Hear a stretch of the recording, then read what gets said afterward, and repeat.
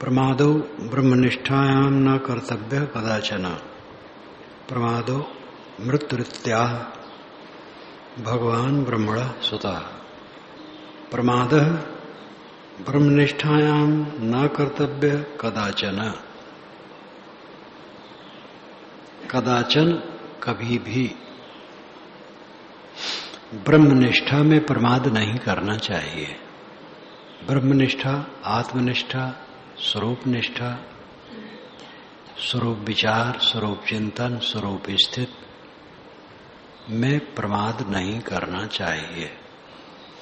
प्रमाद असावधानी, विस्मरण, आत्मा का विस्मरण, स्वस्वरूप का विस्मरण। प्रमाद ब्रह्मनिष्ठायां न कर्तव्य कदाचन। कदाचन कभी भी स्वरूप विस्मरण न करो।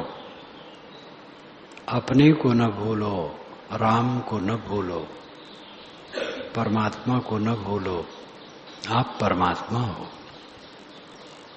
अपने को न भूलो। प्रमादो मृत्यु इति आह। प्रमाद मृत्यु ऐसा कहा है। प्रमाद भूल, विस्मरण, मृत्यु मर जाना, पतन हो जाना। इति ऐसा आ कहा है। किसने कहा है? भगवान ब्रह्मण सुतः। ब्रह्मण सुतः ब्रह्मा का पुत्र भगवान सनत कुमार ने कहा है। सनत कुमार ब्रह्मा के पुत्र थे। पौराणिक ब्रह्मा की कल्पना जो तीनों की है, ब्रह्मा विष्णु शंकर की, वो अपने ढंग से है। ब्रह्मा नाम के कोई ज्ञानी रहे होंगे, उनके पुत्र सनत कुमार रहे होंगे। ब्रह्मण सुतः ब्रह्मा के पुत्र भगवान। भगवान शब्द सनत कुमार के नाम में आया है छांदोग्य उपनिषद में, और इसीलिए स्वामी शंकर ने भगवान शब्द का उच्चारण किया। भगवान सनत कुमार ने प्रमाद को, स्वरूप विस्मरण को मृत्यु कहा है। छांदोग्य उपनिषद में ये बात आती है। वहां पर उन्होंने कहा है, यो वै भूमा तत् अमृतम यत् अल्पम तत् मर्त्यम। यो वै भूमा, यो जो, वै निश्चित, भूमा है, आत्मा है, अमृतम अमृत है। ये वही भूमा तत् अमृतम, जो वह भूमा है, तत् अमृतम वह अमृत है। यत अल्पम, लेकिन जो अल्प है, कुछ दिन रहता है फिर नहीं रहता है, देहादि। मर्त्यम वो मर्त्य, जो मृत्यु का स्मरण करता है वो भय प्राप्त करता है, दुख प्राप्त करता है। यही मृत्यु है। मृत्यु का स्मरण करना ही मृत्यु है। न रहने वाली वस्तु में राग करना ही अपनी मृत्यु है। देह नहीं रहेगी और इसमें मन टिकाना अपनी मृत्यु है। आत्मा नित्य है, आत्मा में मन टिकाओ, देह में नहीं। देहाभिमान का त्याग करो। न प्रमादाद नर्थो अन्यों ज्ञानिना स्वस्वरूपता ततो मोहस ततो अहमधीश ततो बंधस ततो व्यथा। न प्रमादाद अनर्थ अन्य ज्ञानिना स्वस्वरूपता। ज्ञानी के लिए, साधक के लिए स्वस्वरूप का विस्मरण करने के समान कोई अनर्थ नहीं है। जो नहीं समझते हैं वो तो अनर्थ में बह रहे। सारा संसार मानसिक ताप में जल रहा है। दैहिक ताप तो है ही है, कम बेश दैहिक ताप में तो सब जल ही रहे हैं, लेकिन मानसिक ताप से उबर जाए तो दैहिक ताप कुछ नहीं कर पाएगा। ये मानसिक ताप तपाता है और फिर आगे के लिए भी बंधन बनाता है। जिसका मन उद्वेगित है और संसार के भोगों के लिए भावावेश में है, राग द्वेष कलह कल्पना में पड़ा है, वो दुख तो पाता ही है, आगे भी उसका दुख नहीं छूटता। देह का ताप आया गया कोई बात नहीं, मन का ताप मिटना चाहिए। सारा संसार मानसिक ताप में जलता है, उनको ज्ञान भी नहीं है। ज्ञानी ना, जिनको ज्ञान है उनके लिए कहा जाता है, जिनको ज्ञान ही नहीं है क्या कहा जाए। ज्ञानी ना सुस्वरूपता न प्रमादात अनर्थो अन्यो। ज्ञानी के लिए सुस्वरूप के विस्मरण के समान कोई अनर्थ नहीं है। स्वरूप का ख्याल भूल जाना सबसे महा अनर्थ है। क्यों? ततो मोहस, ततो अहमधीश, ततो बंधस, ततो व्यथा। बहुत वैज्ञानिक तर्क है। ततो, ततः, उसके बाद। जब स्वरूप का स्मरण भूलेगा तो उसके बाद क्या होगा? मोह पैदा होगा। स्वरूप का विस्मरण हुआ, अपने आप का ख्याल नहीं रहा, अपने शुद्ध बुद्ध निष्पाप निर्मल आत्मा का ख्याल नहीं रहा, देह में चित्त टिकाए तो मोह पैदा होगा, और मोह पैदा होगा, मोहस ततो, ततः, उसके बाद क्या होगा? अहम धी, अहम बुद्धि। शरीर में अहम बुद्धि होगी, और जब शरीर में अहम बुद्धि होगी ततः उसके बाद क्या होगा? बंध, मन बंध जाएगा। न प्रमादाद अनर्थो अन्यम, ज्ञानी न सुस्वरूपता।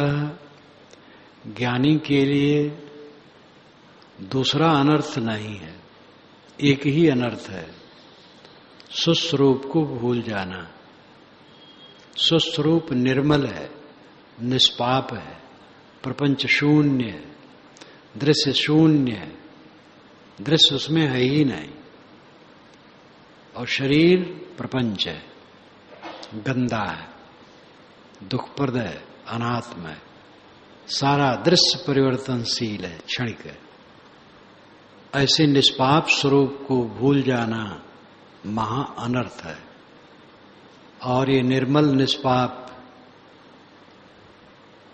आत्मा की जब विस्मृत हुई ततो मोह, तब मोह पैदा हुआ,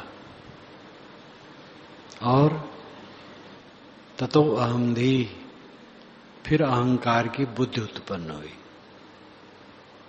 ततो बंध, फिर बंधन उत्पन्न हो गया। परिणाम क्या हुआ? ततो व्यथा, उसके बाद पीड़ा उत्पन्न हुई। देह में मन अटकाए तो राग होगा, द्वेष होगा, कलह होगा, भोग की लिप्सा होगी, सम्मान की इच्छा होगी, अपने को बड़ा मनवाने की इच्छा होगी, लोगों पर अधिकार करने की इच्छा होगी, और ये सब पूरा नहीं पड़ेगा, चित्त कलह में पड़ेगा, ठिकाना नहीं है, बह के कहां जाओगे। एक देहाभिमान सारे पाप को बटोर लेता है, और एक स्वरूप भाव वैसे है जैसे बाढ़ आवे और गांव के कूड़े कचड़े को बहा करके पता नहीं कहां ले जाए, साफ कर दे। स्वरूप स्मरण सारे विकारों को बहा ले जाता है। इसलिए दृढ़ता पूर्वक स्वरूप भाव में साधक को रहना चाहिए। ये शरीर एक फैक्ट्री है, इसमें कुछ अन्न पानी डाल दिया जाता है तो ऊर्जा पैदा होती है और ये शरीर चलता है, और उधर मल मूत्र उसका कचरा निकल जाता है। ये कारखाना चल रहा है। इस कारखाने में हमें अपने साधन करने की सुविधा है। स्वरूप विचार में टिक करके कालक्षेप करें। ये कारखाना टूट जाएगा और अपना काम बन जाएगा। अपना काम बना लो। ये शरीर कारखाना है, शरीर अपना स्वरूप नहीं है। बहुत बढ़िया मंत्र है ये, याद कर लेना चाहिए। न प्रमादाद अनर्थो अन्यो ज्ञानिना सुस्वरूपता ततो मोहस ततो अहम धीश ततो बंधस ततो व्यथा। साधक को स्वरूप विस्मरण के समान उसके लिए कोई अनर्थ नहीं। स्वरूप विस्मरण से मोह उत्पन्न होता है, अहम बुद्धि उत्पन्न होती है, बंधन उत्पन्न होता है और पीड़ा उत्पन्न होती है। विषयाभिमुखम दृष्ट्वा विद्वांस विस्मृति ही, विषयाभिमुखम दृष्ट्वा विद्वांस विस्मृति ही विक्षेपित धी दोषैर्योषा चारमेव प्रियम। विषय अभिमुखम दृष्ट्वा विद्वांसम अपि विस्मृति ही।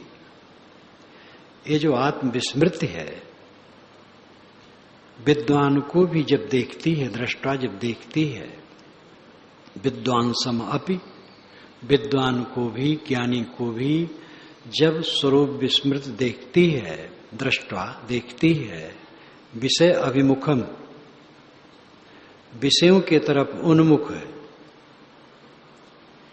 स्वरूप विस्मरण है और विषयों के तरफ, पदार्थों के तरफ उन्मुख है, तो धी दोषे विक्षेपयति, उसके धी दोष से, बुद्धि दोष से, बुद्धि विकार से जो उसने स्वरूप विस्मरण किया है, इस बुद्धि विकार के कारण विक्षेपयति, पागल बना देती है। कैसे पागल बना देती है? योषा जारम यु प्रियम, प्रियम जारम यु जोसा। प्रिय जार पुरुष, जो प्रिय है जार है। योषा स्त्री, उल्टा स्त्री जैसे अपनी प्रिय जार की बुद्धि को भ्रष्ट कर देती है। उल्टा स्त्री अपने प्यारे लगवार की बुद्धि भ्रष्ट कर देती है। एक धनी युवक संपन्न और लौकिक दृष्टि में उच्च कुल में जन्मा, खूब संपन्न घर, बहुत बड़ा पक्का मकान, कार दरवाजे पर खड़ी, लंबी खेती। 2 भाई या 3 भाई थे, लेकिन लड़का केवल एक को था। एक लड़का था, जवान लड़का, बहुत सुशील। मुझे भी मिलता था, आवे बैठे, मालूम बोलना जानता ही नहीं, बहुत सुशील। लेकिन उसको रोग लग गया वेश्या का, शहर में भाग जाता है, वेश्या यहां पड़ा रहता। लोग समझा कि थक गए, कुछ असर न हुआ। उसकी पत्नी ने वेश्या को पत्र लिखा कि बहन, मेरे पति को छोड़ दो, मेरा घर नष्ट हो रहा है। भला वो कब मानने वाली, उसका वही पेशा है। वो तो पत्र पढ़ करके खुश हुई होगी कि ये जल रही है। वो कब अपने धंधे को कम करेगी? और उसी आसक्ति में वो जवानी ही में मर गया, अति कर डाला। योषा जारम यु प्रियम, योषा उल्टा स्त्री, प्रियम जारम, अपने प्रियतम जार को, लगवार को ऐसी अकल देती है, ऐसी उसकी बुद्धि भ्रमित करती है कि उसे भ्रष्ट कर देती, पागल बना देती है। इसी प्रकार विस्मृति ही, आत्मविस्मृति जब देखती है, विद्वान सब विद्वान को भी दृष्टा देखती है, विषय अभिमुखम, वो विषय की तरफ उन्मुख हो गया है, तो धी दोषे विक्षेपयति, उसकी बुद्धि दोष के कारण उसे पागल बना देती। ये सब कहने का तरीका हुआ। अर्थ है जो विषयों की तरफ उन्मुख होता है वो पागल हो जाता है। दुनियादारी में जो डूबता है वो पागल है। सब पागल बहुत है दुनिया में। जो खुला पागल होता है वह नाली का पानी पीता है,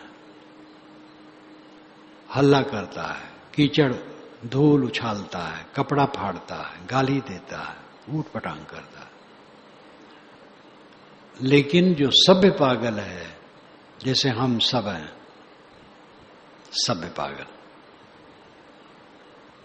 ऐसा कुछ नहीं करते, संभालते भी हैं। कोई कट कह दे तो संभाल लेते हैं, लेकिन अंदर का पागलपन नहीं गया है अगर, तो पतन है। आत्मविस्मरण, विषय स्मरण पागल बनाता है। जितने क्षण आत्मविस्मरण हुआ, विषय स्मरण हुआ, उतने क्षण पागल बन जाओगे। देखो अपने पागलपन को। लोग महात्मा कहते हैं, ज्ञानी कहते हैं, गुरु कहते हैं, विद्वान कहते हैं, भक्त कहते हैं, सज्जन कहते हैं। कहने तो अच्छा है, अपने अंदर में झांको, क्या हो, किस क्षण पागल बनते हो, किस क्षण अन्यथा सोचते हो। आत्मनिरीक्षण करो। निरंतर स्थित पूर्ण मोक्ष एक रस वृत्ति में होगी। संतो जागत नींद न कीजिए, जब नींद कभी न लगे, सब समय जागता रहे। नींद के समय जम के सो, नींद में कम न करो। नींद ठीक से लेने से ध्यान बहुत बढ़िया लगता है, और नींद में कसर करोगे तो ध्यान बढ़िया नहीं लगेगा। पेट खाली रहे और नींद पूरी पची रहे, फिर क्या पूछना है ध्यान का। मन अगर बस में है तो, बस में नहीं है तब तो फिर अलग बात है। ध्यान में निर्विकल्प हो जाना, वृत्त शून्य हो जाना उच्चतम ध्यान है। ऐसा न हो पाए, संकल्पों का त्याग करते रहो। संकल्पों में न मिलो, साक्षी रहो। साक्षी रहने पर बंधन कटता है। यथापकृष्टम शैवालम क्षणमात्रम न तिष्ठति आवृणोति तथा माया प्राज्ञम वाक् पराङ्मुखम। यथापकृष्टम शैवालम क्षणमात्रम न तिष्ठति, यथा जैसे, अपकृष्टम खींचकर, अलग कर देने के बाद भी, शैवालम शैवाल, क्षण मात्रम न तिष्ठत, क्षण मात्र भी स्थिर नहीं रहता, फिर ढक लेता है। इसका मुझे अनुभव है। एक बड़ा गड्ढा था जिसमें सब समय पानी, जेठ में भी पानी रहता था खूब, और उसमें शैवाल रहता था। ओ काई, पूरे पानी, पानी कभी दिखता ही नहीं था। जब हाथ डालो और हिलाओ तो इधर उधर हो जाए, हाथ निकाल लो तुरंत फिर घेर ले। पत्थर फेंके लोग, पत्थर से काई हट जाए और फिर तुरंत ढक ले। यथापकृष्टम शैवालम क्षण मात्रम न तिष्ठति, यथा जैसे, अपकृष्टम खींच करके एक तरफ कर देने पर भी, शैवालम शैवाल काई क्षण मात्रम न तिष्ठति, क्षण मात्र भी स्थिर नहीं रहती है, फिर ढक लेती है। आवृणोति तथा माया प्राज्ञम वापि पराङ्मुखम। प्राज्ञम वापि वा अपि, प्राज्ञम ज्ञानी को भी, अगर परांग मुखम है वो, परांग पीछे, मुखम मुंह कर लेना, स्वरूप ज्ञान से उसने अपना मुख पीछे कर लिया, स्वरूप भाव से उल्टा हो गया, विषय का अनुचिंतन हुआ, आवरणोत तथा माया, माया आवरणोत ढक लेती। माया क्या है? मन का मोह, अनात्म वस्तुओं में मोह, यही माया और माया कुछ नहीं। जैसे काई को हटा देने पर भी फिर वह ढक लेती है, वैसे ज्ञानी भी अगर आत्मविस्मरण करेगा तो माया उसे ढक लेगी, अनात्म स्मरण अनात्म मोह उसे ढक लेगा। इसे कोई घबराओ मत, ये रोग बताया जा रहा है, रोग है, रोग को समझो, रोग को काट दो। ऐसा दृढ़ अभ्यास बनाओ कि कभी आत्मविस्मरण न हो, कभी विशेष स्पृहा न हो। यही तो आनंद है, यही तो जीवन का परम सुख है। और ये काम करने में, सोचने में, बोलने में, सब में आनंद है। जाहि मनन में सुख निते, ध्यान क्रिया सुख दे, घाटा तेह में कौन है जो औरहि चित दे। जिसके मनन में निरंतर सुख है, ध्यान में सुख है, क्रिया में आचरण में सुख है और सुख ध्येय में सुख है, सुख मानने में सुख है, घाटा में तेह में कौन है? कौन सा घाटा उसमें है जो औरहि चित दे। आदमी जीवन भर भ्रांति में जीता है। एक सज्जन ने कहा कि मैंने नया चश्मा जब बनाया तो पावर उसका डॉक्टर ने बढ़ा दिया था। तो अपने ऑफिस में आया तो निकट बैठने वाले मातहत को देखा तो उसके चेहरे पर बड़े बड़े दाग दिखे, पहले नहीं दिखते थे। अब चश्मा ज्यादा पावर वाला हो गया तो दाग दिखाई दिया। क्या अपने मन को हम देख पाते हैं? क्या वास्तविकता को देख पाते हैं? ज्ञान का तो बड़ा अहंकार है सबको, कोई अहंकार में कम नहीं है, लेकिन क्या हम वास्तविकता को देख पाते हैं? क्या हम देखते हैं कि अभिलाष लाश के रूप में नदी में बह रहा है, कछुए झपक झपक करके खा रहे हैं, गाड़ दिया गया है उसे, 2 दिन के बाद खोल के देखा गया तो देखने का मन नहीं होता, तुरंत ढांक दिया गया, बहुत बदबू सड़न। 2 वर्ष हो गए, खोद को देखा गया मट्टी केवल है। इसको देखते हैं, लाश पड़ी है, चील गीत खा रहे हैं, मैं अलग से देख रहा हूं उसे। 10 वर्ष हो गए, उसका कहीं चिन्ह नहीं, 20 वर्ष हो गए, 50 वर्ष हो गए, क्या देखते हैं ऐसा? ऐसा देखो, आपका स्वरूप निर्मल है, बिल्कुल निर्मल। ये सब कूड़ा कचरा उसमें कुछ नहीं। जो अंत में होने वाली दशा है उसको देखो और ऐसी दृढ़ धारणा बनाओ कि स्वरूप भाव में ही निरंतर चित्रम है, कल्याण बहा में चित्रम है, पाप बहा में नरम है। ये बिल्कुल संभव है। एक रस मृत्यु होती है और यही परमानंद है, यही ऊंचाई पर पहुंच जाना है। चाहे ऊंचाई पर पहुंचना को, चाहे गहराई में पहुंचना को, स्वरूप भाव में सदैव रहना, यही जीवन का फल है। आवरणो तथा माया प्राज्ञम वाप परांग मुखम। भले प्राज्ञ हो, बड़ा तेज बुद्धि का हो, बड़ी तेज बुद्धि है, लेकिन अगर स्वरूप विस्मरण है तो माया उसे ढक लेगी। लक्ष्य च्युतम चेद्यदि चित्तमीषद बहिर्मुखम सन्निपते ततस्ततः प्रमादतः परच्युत केलु कंदुक सोपान पंक्तो पतितो यथा तथा। लक्ष्य च्युतम चेतयदि चित्तम ईशत बहिर्मुखम सन निपतेत ततः ततः। चेत यदि, अगर लक्ष्यच्युतम, लक्ष्य च्युत हो गया, लक्ष्य गिर गया। लक्ष्य हमारा क्या है? गोल। उद्देश्य क्या है? स्वरूप में स्थित रहना, स्वरूप भाव में रहना। यही लक्ष्य है, यही उद्देश्य है, यही जीवन का गोल है, आधार बिंदु है। लेकिन ये च्युत हो गया, गिर गया, स्वरूप विस्मरण हो गया। चित्तम ईशत, थोड़ा भी, ईशत नाम थोड़ा, चित्तम मन, मन थोड़ा भी अपने लक्ष्य से विचलित हो गया।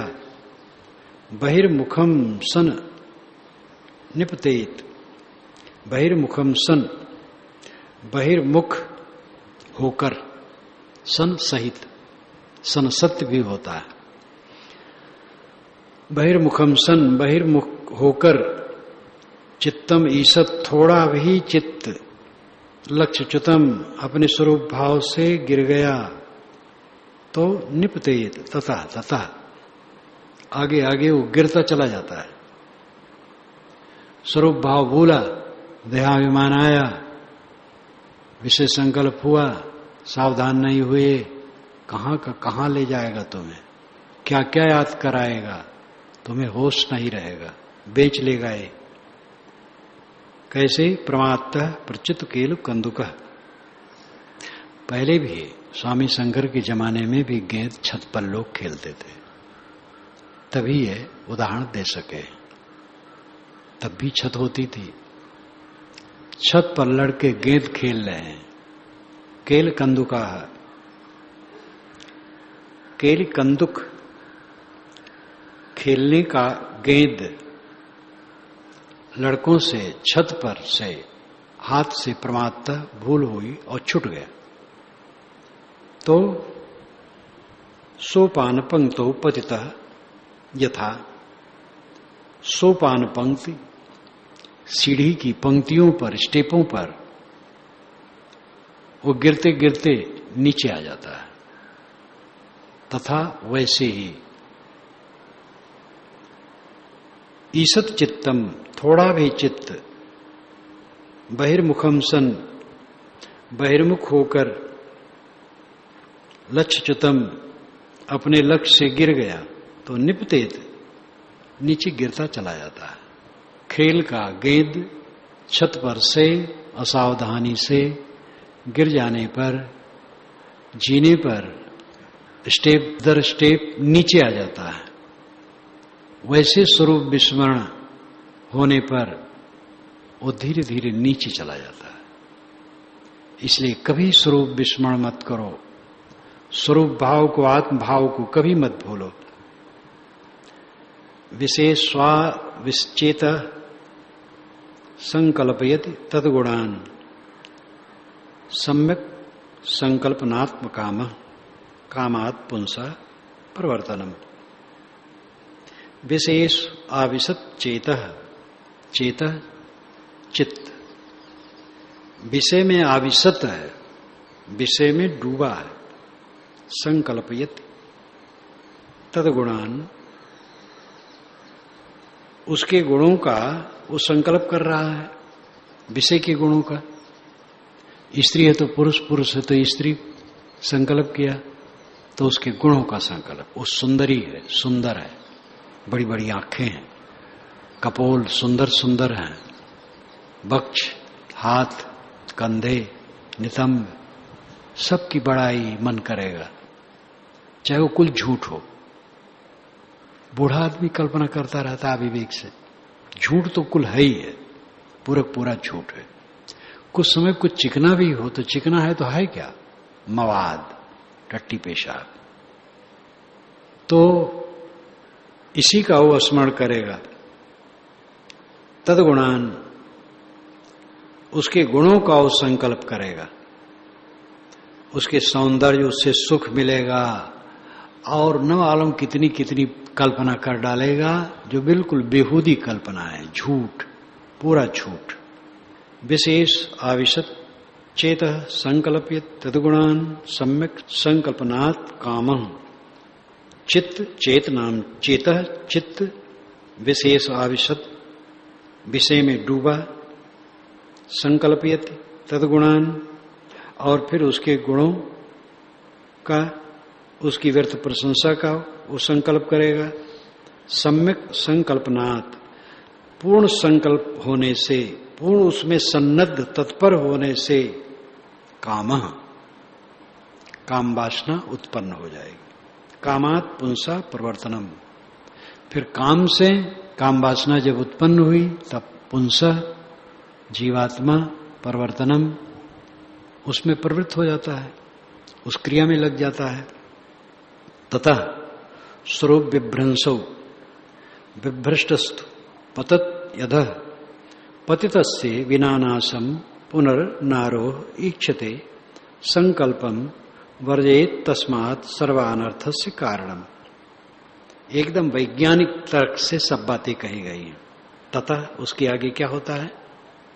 जब काम में प्रवृत्त हो गया तो स्वरूप विभ्रंसो, स्वरूप से वो भ्रष्ट हो गया, स्वरूप से गिर गया।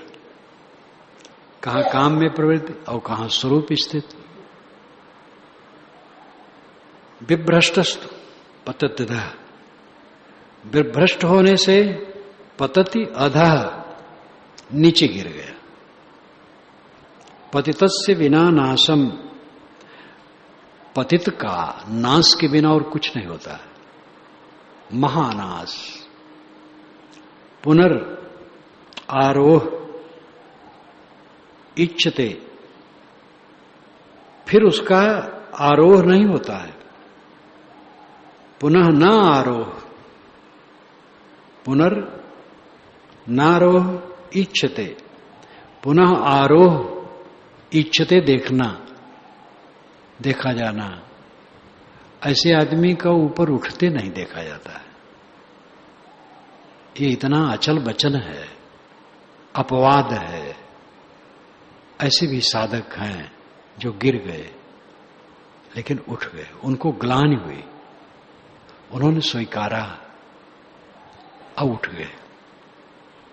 लेकिन जितना ज्यादा है 99% कोई भी अंदाज सकता है अपने जीवन में आसपास।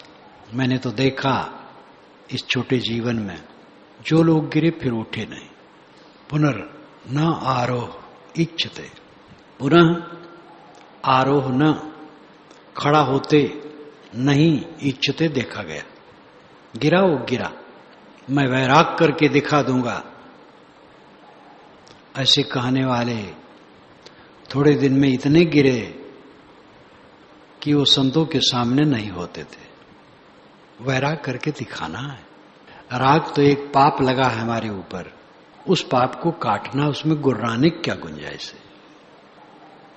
अपने पाप को काटना है, इसमें भी गुर्राना मूर्खता।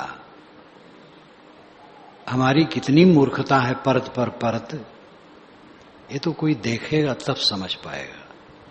नहीं तो सब अहंकार से गरजते हैं, ज्ञानी भी गरजते हैं, वो ज्ञानी नहीं। ज्ञान जितना होता है गर्जना बंद होता जाता है, फिर शून्य हो जाता है। लाओ जी तो कहते हैं ज्ञान से और इच्छा से उसको बचाता है। ज्ञानी के पास, संत के पास जब कोई जाता है तो प्रयास करता है ज्ञान से बचे और इच्छा से बचे। उस महापुरुष की वाणी तो अद्भुत है। कल इस पर लिखा, अब लिख रहा हूं थोड़ा थोड़ा। ज्ञान से और इच्छा से उसे बचाता है। बहुत न जानो, बहुत जान गए, बहुत दिमाग खराब हो गया। जो जानते हो करो, इच्छा छोड़ो। और वो ये भी प्रयास रखता है कि जो जान रहा है उसका प्रयोग न करे। इसलिए उसकी बड़ी निंदा भी हुई, चीन में खूब निंदा हुई है। कन्फ्यूशियस के शिष्यों ने तो खूब खंडन किया है। कहा ये भगोड़ा, लाओ त्से भगोड़ा है। लेकिन जिसने आलोचना की है उसने भी कहा ऐसा आदमी कुआं के निचले तल में रहता है तो भी वो पूरी दुनिया को देखता है। लाओ जी के वचन है कि वो खिड़की को खोले बिना बाहर देख लेता है, दरवाजा को खोले बिना सब देख लेता है। जो अंतर्दृष्टा है वह जो देखता है वही सब देखना हुआ। उद्दालक ने अपने पुत्र श्वेतकेतु को क्या कहा था? ये 12 वर्ष का था, उन्मादी लड़का, कुछ काम धाम नहीं करे और पढ़े भी नहीं। तो पिता ने उल्हाना दी, तो गया पढ़ने। 12 वर्ष पढ़ के आया तो वहां घमंडी होके आया। तो खाइए तो और सन्निपात इसको हो गया। तो क्या सौम्य, तुमने उसको जाना जिसको जान लेने पर सब जाना हुआ हो जाता है? भगवान मैं तो नहीं जाना, आप बताइए। तो बताने लगे। तो आत्मज्ञान के विषय में बताए। आत्मा को जान लिया, सबको जान लिया। उसी में है तत्तम श्वेतकेतु, वह तू है, अपने को जान। तो लाओत्से ने कहा कि वो खिड़की खोले बिना सब देख लेता है, वो दरवाजा खोले बिना सारे संसार को जान लेता है, कोई बाहर जाने की जरूरत नहीं। तो लाओत्से की आलोचना करने वाला कन्फ्यूशियस का शिष्य कहा कि लेकिन ऐसा संत कुआं के निचले तल में रहते हुए वो सब कुछ देखता है। उसको प्रशंसा उनकी करनी पड़ी। लाओत्से की खूब निंदा हुई है। एक जगह तो एक सूत्र में है कि पास में दूसरा देश हो और वहां से आवाज कुकड़ू कुकू की आती हो, कुत्ते भौंकते हो उनकी आवाज आती हो, इतनी दूरी पर दूसरा देश हो और बड़ी बड़ी नौकाएं हो, जहाज हो, तो भी दूसरे देश में न जाए, कोई मतलब न रखे। और गणना करना हो तो गणना यंत्र न रखे, रस्सी में गांठ लगा ले। इस सूत्र को लेकर के तो और उनकी खूब निंदा हुई है, पिछड़ापन। तो उनका अपना महत्व है। गांधी जी ये कहते थे ये मशीन ठीक नहीं है, आदमी को व्यवसाय से रहित करेगी, थोड़े लोग मशीन से बहुत कमाएंगे, बाकी बेकार हो जाएंगे। ये मशीन नहीं चाहिए, हाथ से काम होना चाहिए। लेकिन जवाहर दूसरे पक्ष के थे, वो समझावे बापूजी आप बिल्कुल इसके पक्ष में न रहिए, जमाना बदल गया है। लेकिन लाओत्से को कोई जवाहर नहीं मिला था, इसलिए वो कहता था अपना। गांधी जी को जवाहर मिले थे, लेकिन गांधी और लाओत्से दोनों की बात अपनी जगह पर ठीक है, मशीन भी अपनी जगह पर ठीक है। एक देश दूसरे देश के लोग आवें जाएं, परस्पर व्यवहार रखें, इसका महत्व है। जिस दृष्टि से उसने कहा है उसका अपना महत्व है। तो जो पतित हो जाता है उसको फिर उठते नहीं देखा जाता है, इसलिए सावधान, ऐसा अवसर ना आए। काशी में अंधा कुप्पा की घोषणा की गई, मैं वहीं प्रकाशन में था। वो प्रयोग करते हैं, अभ्यास करते हैं पुलिस के, सेना के लोग कि भाई मानो हमला हो गया है, बत्ती बुझा दी गई है और बमबारी हो रही है, तो जो हमारे जवान घायल हुए हैं उनको कैसे क्या करना है। तो ये अंधा कुप्पा की घोषणा हुई। और उस समय अगर कोई बिजली जलाए तो उसको जुर्माना होता है।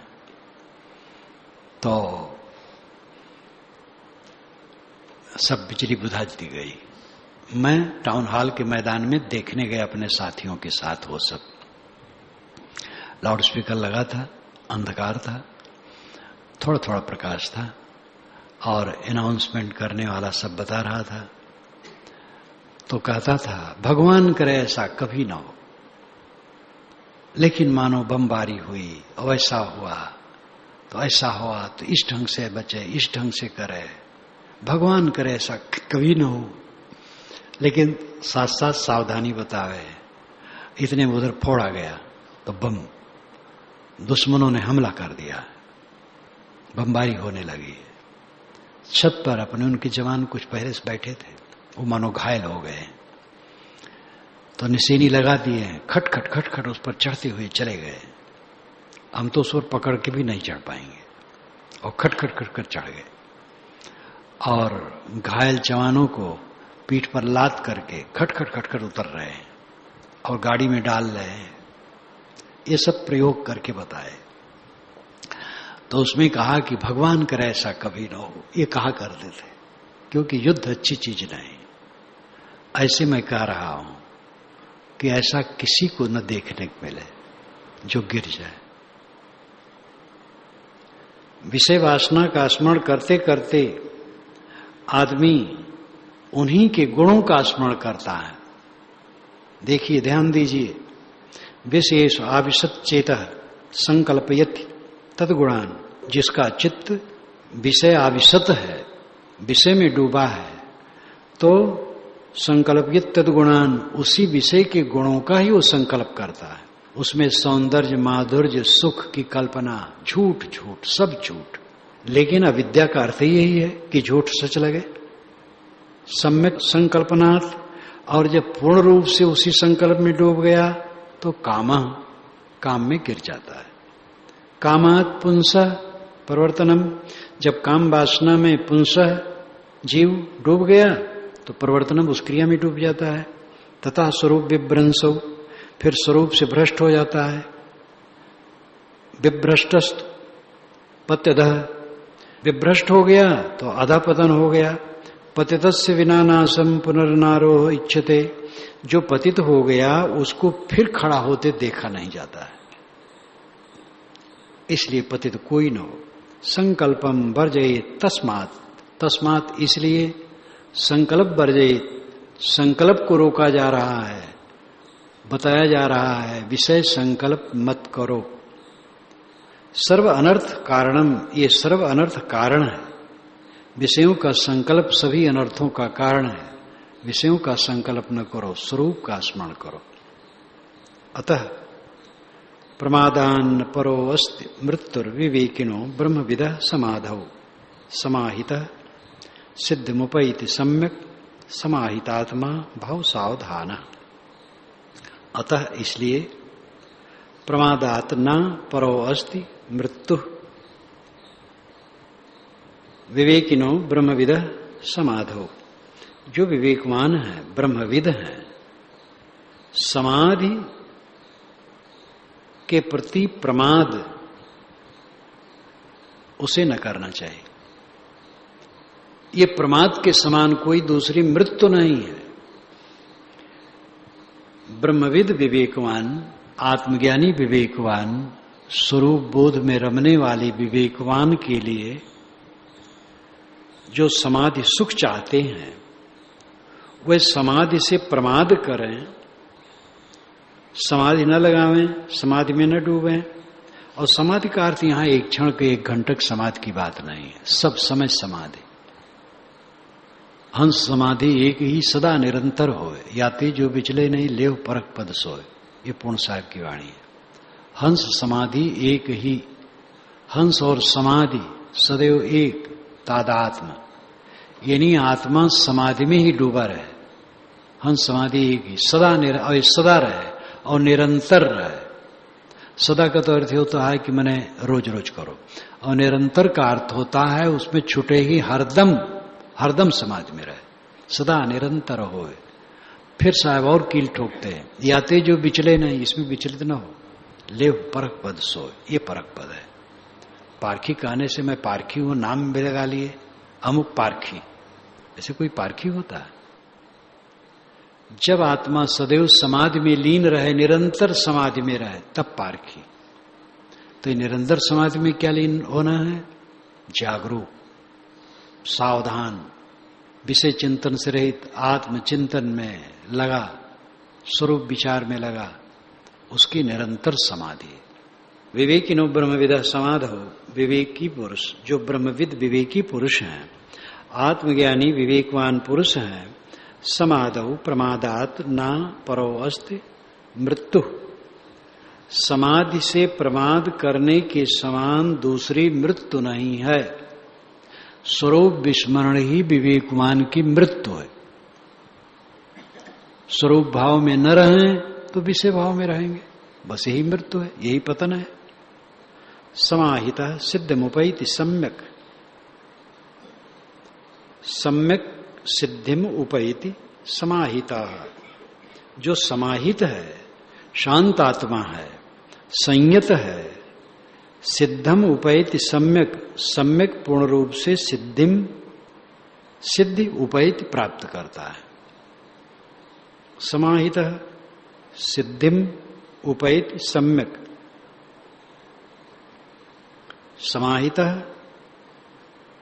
समाहित व्यक्ति, संतुलित व्यक्ति, जिसका मन अंतर्मुख है, ऐसा व्यक्ति सम्यक सिद्धिम, पूर्ण सिद्धि, पूर्ण जीवन मुक्ति उपैति प्राप्त करता है।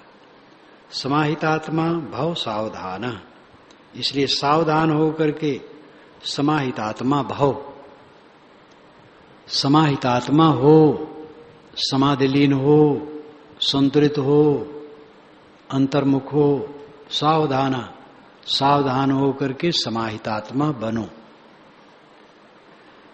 जीव तो यस्य कैवल्यम विदेहे सच केवलाः यदि किंचित पश्यतो भेदम भयम ब्रूते यजो श्रुति। जीव तो यस्य कैवल्यम, जिसका जीवित कैवल्य है, विदेहे सच केवलाः, वही विदेह में केवल होता है। देह में जब कैवल्य है, शरीर छूटने पर कैवल्य होगा। देह में कैवल्य नहीं है तो शरीर छूटने पर कैवल्य कैसे होगा? केवल कैवल्य, केवल अकेला, कैवल्य अकेलापन, कैवल्य भाववाचक, केवल संज्ञावाचक है। तो केवल अकेला, कैवल्य अकेलापन, जो देह में रहते रहते कैवल्य को प्राप्त है, शरीर छूटने पर उसका कैवल्य है। यत किंचित पश्यतो भेदम, यत किंचित थोड़ा भी जो भेद देखता है, भयम ब्रूते यजु श्रुति, यजुर्वेद की श्रुति उसको भय ब्रूते, ब्रूते कहती है। यत किंचित पश्यतो भेदम, थोड़ा भी भेद देखेगा, अपने स्वरूप से थोड़ा भी हटेगा तो भय उत्पन्न होगा उसको, क्योंकि स्वरूप विस्मरण होगा तो अनात्मा का स्मरण होगा, अनात्मा भय।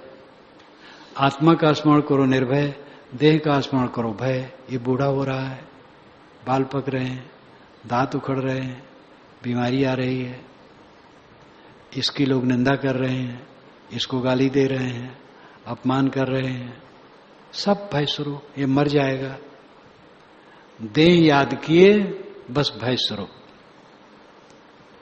परिवर्तनशील वस्तुओं की याद किए भय स्वरूप। ये जो श्रुति ही, यजुर्वेद की श्रुति ये बताती है। यजुर्वेद की दो श्रुतियां, शुक्ल यजुर्वेद, कृष्ण यजुर्वेद। शुक्ल यजुर्वेद की श्रुति बृहदारण्यक उपनिषद है और कृष्ण यजुर्वेद की तैत्तिरीय उपनिषद है।